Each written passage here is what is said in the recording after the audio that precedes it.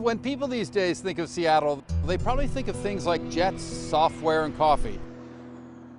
And these are good images, but behind them there's another side of Seattle that's just as important, and that's its heritage as one of the world's great port cities.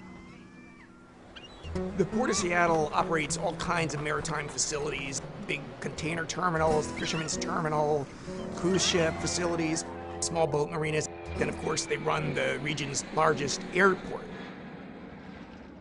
You just go down anywhere on Seattle's waterfront and you are looking at the Port of Seattle. And a lot of people, obviously, who see it every day don't think about the Port of Seattle, but when you start looking at that and you start asking yourself, where did that all come from? Why is that here? The political, economic, social history of the Port of Seattle is pretty interesting. The Port of Seattle was one of the first public ports in North America. It was established to provide a level playing field for commerce, to avoid the negative effects of competitive shipping and railroad interests. Seattle's port is like its lung system. We breathe in and out of our port. It's what makes this city live. It's been this way from the very start. It's important for us to care about the Port of Seattle because it is such a presence in our local history. And to us right now, it's a big thing and it affects us. And it's time to celebrate 100 years of this port because it's been very helpful in a big way for the community.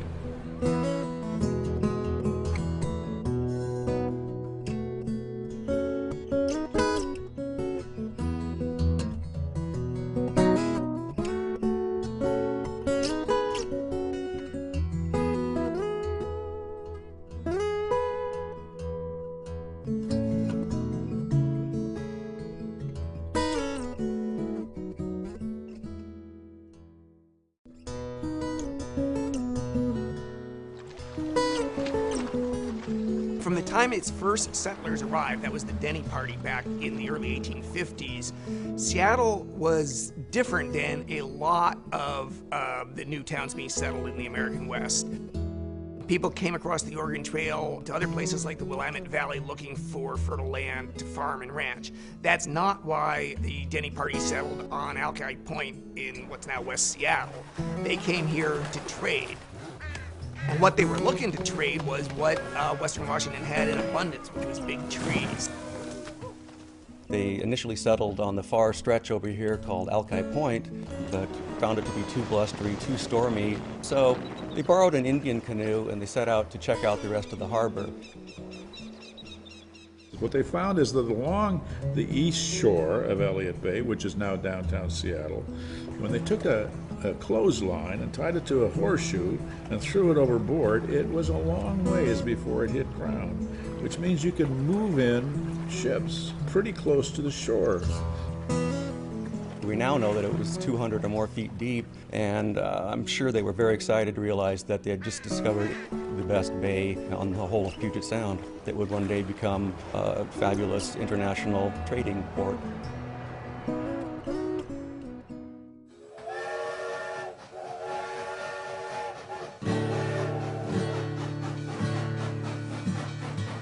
When Washington Territory was first developing, railroads were the key. Every little town assumed that their particular location would be the site of the end of the transcontinental line, which would of course make that town or city center of the region. And certainly the settlers of Seattle from the very beginning assumed that that would be the case. But they got a rude awakening in July of 1873 when the Northern Pacific, the railroad that was building across the country to Washington Territory, announced they would be locating in Tacoma, not in Seattle. And it seemed as though the destiny that the founders of Seattle had held in their minds, even before they had arrived here, that destiny would be lost. As it turned out, the destiny was deferred, delayed, to a degree recuperated as Seattle pulled up its bootstraps and said, okay, fine, we will build our own railroad to connect to the Northern Pacific Railroad, but we will connect and we will beat Tacoma and we will be the Queen City on Puget Sound. The railroad had gone to Tacoma, but by now there were what's known as the Mosquito Fleet. Small steamers, independently owned, that plied back and forth, up and down Puget Sound. And they gave Seattle its first real advantage until the 1890s, when James Hill brought his Great Northern Railroad, and Seattle finally had a transcontinental railroad just in time for the 1897 discovery of gold in Alaska, for which Seattle became the jumping off place and really started to boom.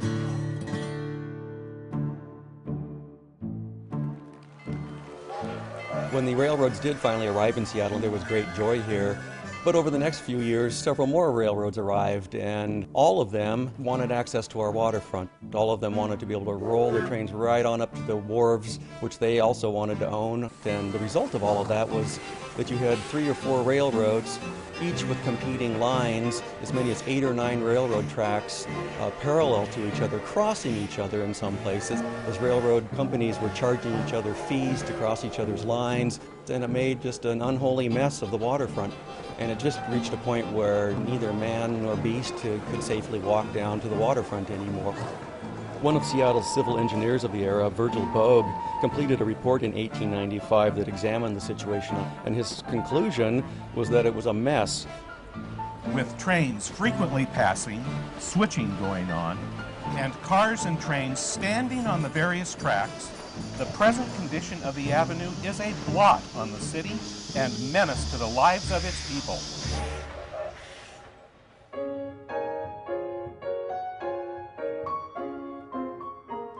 The first decade of the 20th century was a high point for what's known as the progressive movement. Reformers pushing for reforms in a lot of areas.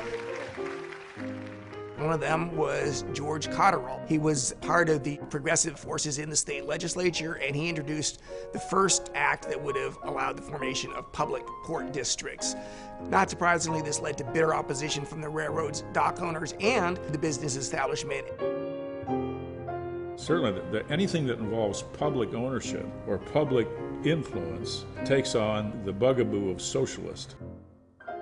So the idea of the city actually taking some control of the waterfront, managing it, was not thought proper. It was going to inhibit the enthusiasm of entrepreneurs. It was going to stop the kind of imagination that's needed to make America great. But in fact, it was making it a mess, and so the city had to really take control of it, and they convinced the voters of that.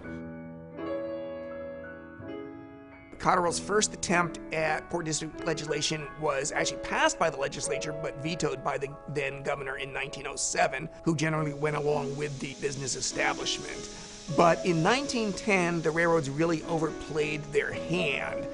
Seattle had 2 projects going then, one to build the ship canal from Elliott Bay to Lake Washington, the other to ready the Duwamish River as a waterway for the ships that would be coming through the Panama Canal.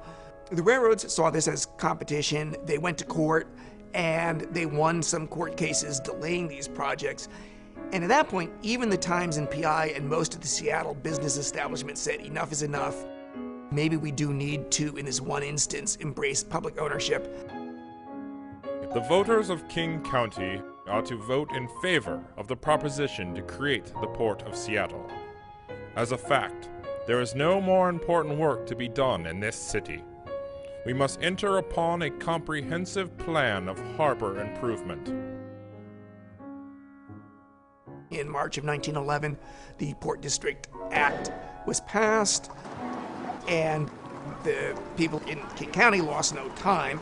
On September 5th, 1911, King County voters approved a countywide Port of Seattle, and that was the beginning of the Port of Seattle's 100-year history.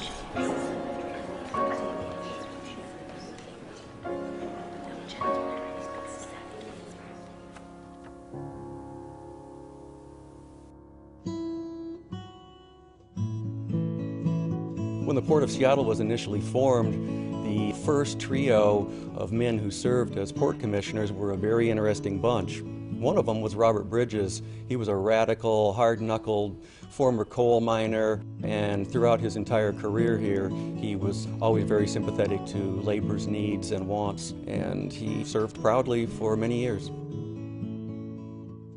Hiram Chittenden was probably the best known and most popular. He was a retired Army Corps of Engineer officer who had made himself popular in Seattle by getting the ship canal built. The Chittenden locks on the ship canal are named for him. And then the third one, supposed to balance bridges, was a banker and attorney from Fremont by the name of C.E. Remsburg, but it turned out that he was just as radical as Bridges and Chittenden. Very soon after the Port of Seattle was formed, the commissioners launched a very aggressive agenda, very ambitious really. They had in mind establishing numerous facilities along the waterfront that would ultimately end up being a robust array of facilities and amenities for maritime commerce. The first one was Fisherman's Terminal on Salmon Bay. In my family, we had a series of photographs that were handed down from my grandfather. Particularly, there was one photograph of a group, I think, of about 10 men. They call themselves the Puget Sound Purse Seine Fishermen's Association. My grandfather was in this picture, and I wondered who they were. And I learned that this group of fishermen had lobbied the Port of Seattle to create a home port for the fishing fleet of the North Pacific. Turned out these photographs were of a specific day in Seattle history, and it was January 10th, 1914. It was a cold, wintry Saturday afternoon, and there were about 2,000 people down here celebrating. It was the opening day, official celebration of the opening of Fisherman's Terminal. There was a parade that came through Salmon Bay, from Puget Sound into Salmon Bay, a parade of boats. There was 150 of the Seattle fleet, and about 50 boats from Tacoma came up. There were flags flying, there were bands, and I learned that my grandfather's boat, the Inga, was leading this parade.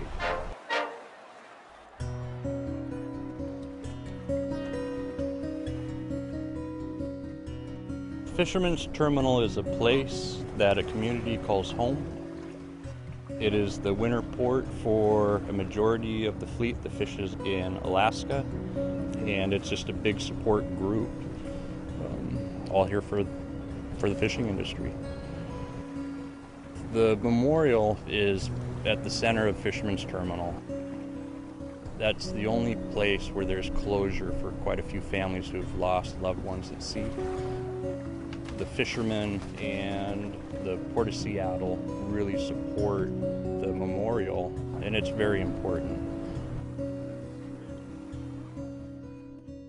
Another of the Port of Seattle's early facilities was Smith Cove, and that was initially discovered by Dr. Smith, who arrived in Seattle way back in 1853.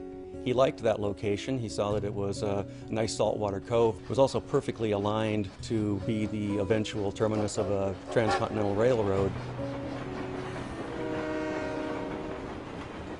It became very important to Seattle's economy because it was the site of shipping silk and soybean oil and products like that were very lucrative.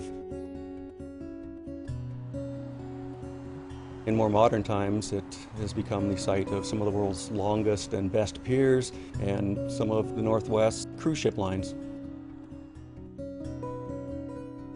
Eastern Washington had always been part of America's image as the breadbasket of the world. Prior to 1914, however, Eastern Washington grain was being barged the long route down the Columbia River into Portland.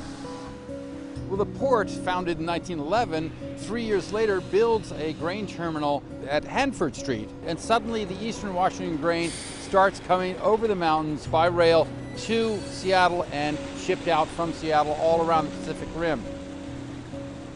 In 1970, the Port of Seattle built a new grain terminal at the foot of Queen Anne Hill. In '79, that location became a point of enduring significance for us when the first cargo ship from mainland China since the Korean War docked here to pick up grain. One of our oldest trading partners had come back, and that relationship has continued and expanded ever since. They also built a cold storage facility. They actually built two. One for fruit for farmers in the area, and the other one for the fishermen. And the reason they did that is not because there weren't any. There were private cold storage facilities, but the price was too high for most fishermen. And they built the Bell Street Pier as a general purpose pier to serve the mosquito fleet. They put their headquarters there, and on the roof of their headquarters they stuck a park. They called it Happy Land. It was supposed to be a place that kids could play while their parents shopped at Pike Place Market. But the name took on a new meaning when it turned out that a lot of sailors on leave with the dates they picked up on the streets were getting perhaps a little too happy up there, and they had to close the thing down after a few years.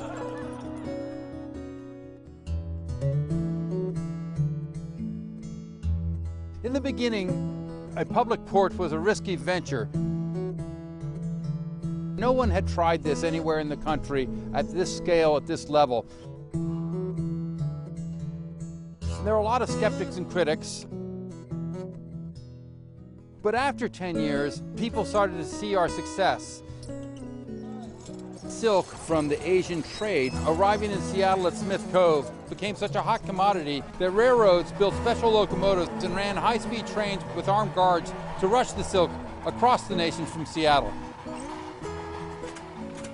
Bill Boeing started the nation's first airmail service using a seaplane so he could rush ships' manifests down from Victoria to alert Seattle merchants about the cargoes heading this way. The attacks and controversy on the port didn't last much beyond the start of World War I, because the huge boost in trade on the Pacific that the war generated soon proved that the early commissioners were right in the facilities that they built. They were able to handle bigger ships and more quickly than other ports, and Seattle trade boomed. The experiment was a success. In 1918, Seattle was the second busiest port to New York City in all of the nation. So all over the nation, people followed our model, and our success was replicated around the country. This boom went on through the end of the 1920s, when, of course, we moved into the darkness of the Depression.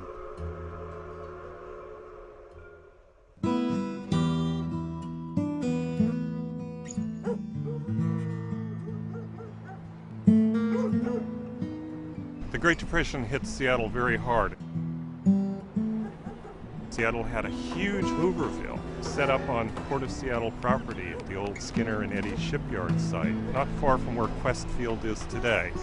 And throughout the 30s, upwards of 1,000 men in self-built shacks lived in what actually became a viable little community with a mayor and a council, but it was a mark of how desperate things had become in this city in the 1930s. The 1934 longshore strike was one of the most dramatic and important struggles of the whole Great Depression era, and all of the ports from San Diego to Seattle shut down.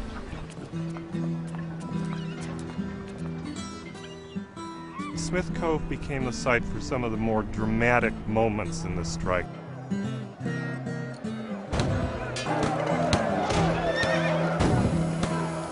And for 2 days, pitched battles were fought between police armed with tear gas, clubs, strikers with picket signs and also rocks, battling under this bridge here behind us. One striker was killed by a tear gas grenade that hit him in the head, and many were injured. The longshore workers and sailors lost the Battle of Smith Cove, but they won the strike. The very next day, up and down the coast, shippers agreed to binding arbitration with the union, and by July 31, the Great Strike of 1934 was over. The union had won. The strike certainly helped make the port of Seattle and the other ports the prosperous and efficient institutions that they are today, because that union established a very strong and ultimately very stable relationship with employers, almost 70 years of peace, more or less, on the docks. So the shippers who thought they lost the 1934 strike were wrong. They won, the workers won, Seattle won.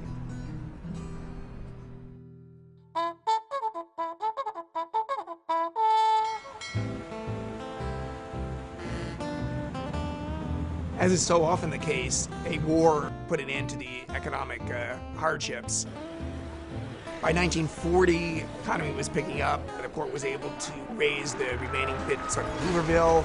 and the U.S. military pretty much took over most of the port facilities. They kept them real busy. Soldiers embarked, war supplies went over the docks, and a great deal of shipbuilding going on all along the waterfront.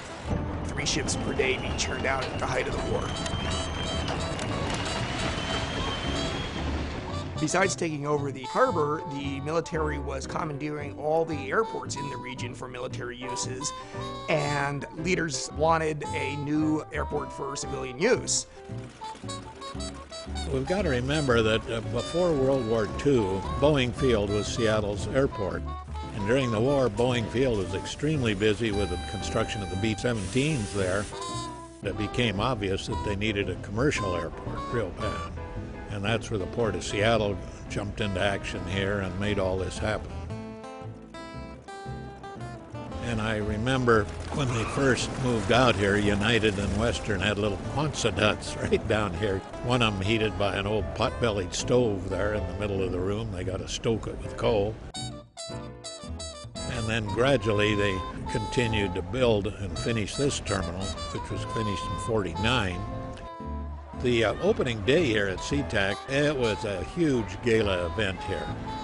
Everybody was out on the ramp and planes coming over, and the loudspeaker was announcing the ribbon cutting and all that stuff. Just a great festive occasion.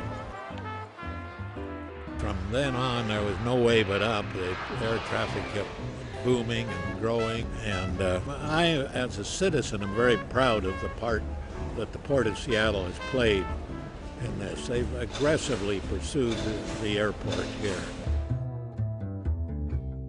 When SeaTac Airport opened in 1949, air travel was still relatively new and exciting for most people, so they dressed to the nines when they traveled. SeaTac catered to this new generation of jet setters with elegant amenities, including jazz in the terminal's swanky dining room.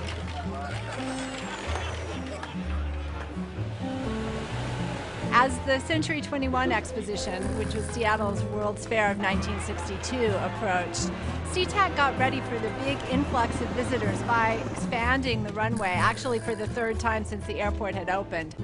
2 more runways and many, many facilities followed in coming decades. SeaTac today is a busy, bustling airport, and it's a huge economic engine for this region. It generates nearly 90,000 direct jobs.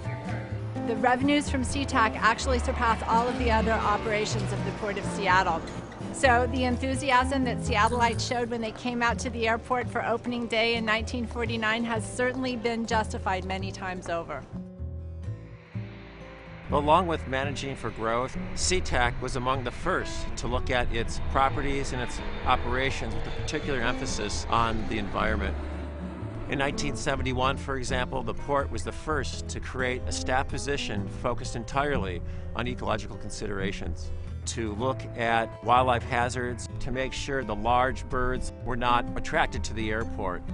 SeaTac is also considered a leader in developing innovative, award-winning programs to protect air and water quality, and it's these accomplishments that make me extremely proud to be working with the Port of Seattle.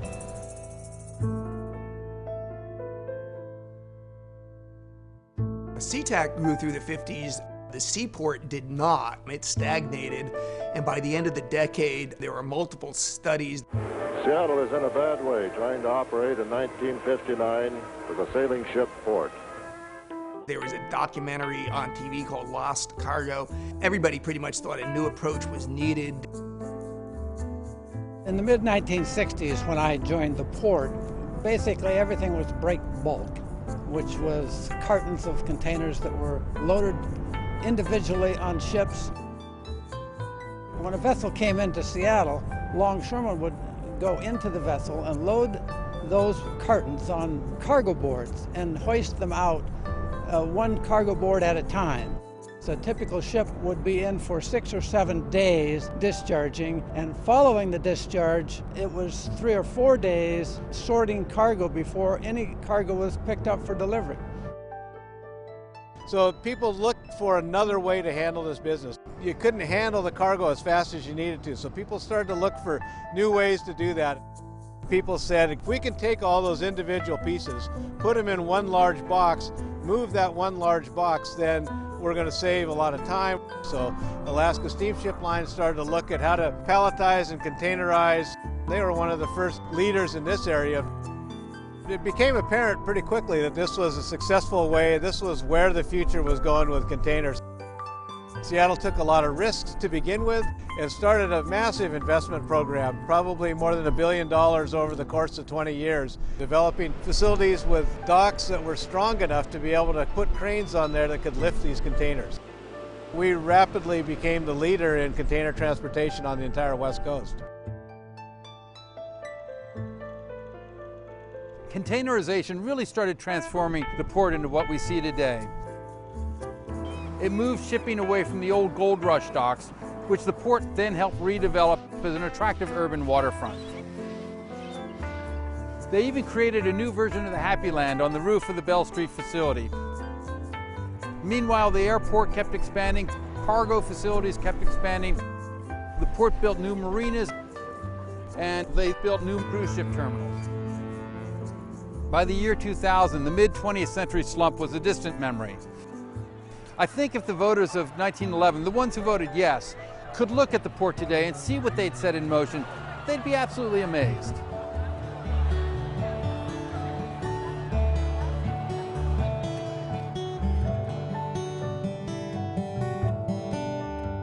The success of the 1911 proposal, which became the Port of Seattle, proved a lot of things. It proved that people can really work together, and that the public and the private sectors can work together.